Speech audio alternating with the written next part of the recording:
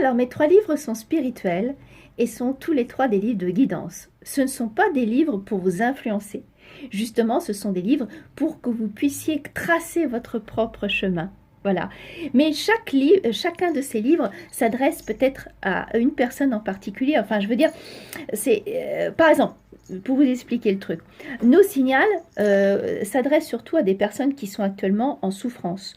Alors, je parle de la fibromyalgie, je parle de la dépression, je parle aussi du harcèlement scolaire, je parle aussi des traumatismes de l'enfance. Ça, c'est un livre témoignage aussi pour montrer que, quelles que soient les épreuves que l'on vit, eh bien, on peut toujours trouver le bonheur intérieur.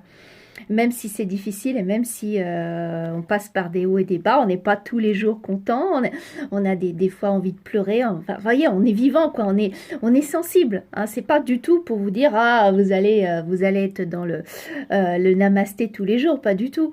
En fait, je suis guérie de la dépression depuis 7 ans et malgré que quelquefois j'ai des coups de déprime, parce que oui, j'ai des coups de déprime forcément avec toutes ces conneries que j'entends et puis ces destructions et tout ça, et puis tout ce qui se passe, toute cette insensibilité, toute cette cruauté, forcément, je réagis. Je suis pas, oh, je suis contente, non, pas du tout. Donc, en fait, mes livres ont pour but de vous rendre plus humain encore. Parce que moi, je suis devenue de plus en plus humaine. Après avoir écrit mes livres, je sais pas, j'ai cette sensibilité et je comprends mieux les choses aussi, beaucoup mieux. Donc ce livre-là, par exemple, Nos Signals, donc s'adresse surtout à des personnes qui sont en souffrance émotionnelle aussi, et à tous ceux qui voudraient les comprendre et les aider.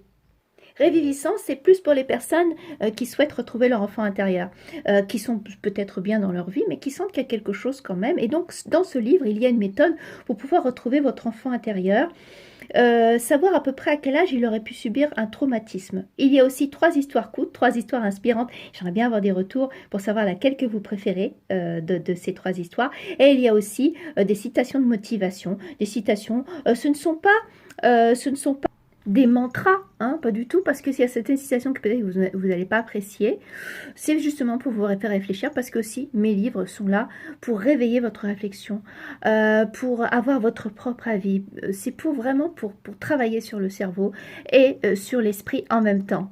Quant à l'arbre de Sibylle, il est présenté sous forme de K-drama, il y a des dessins à l'intérieur, mais là vraiment c'est pour vous aider à vous guider sur votre vie, celle que vous avez envie de vivre, en fait pour vous questionner, pour savoir si vous êtes dans la vie que vous voulez et vous donner tous les moyens pour être dans la vie que vous voulez si vous n'êtes pas dedans. Vous voyez ce que je veux dire en cheminant donc avec mes personnages. Voilà.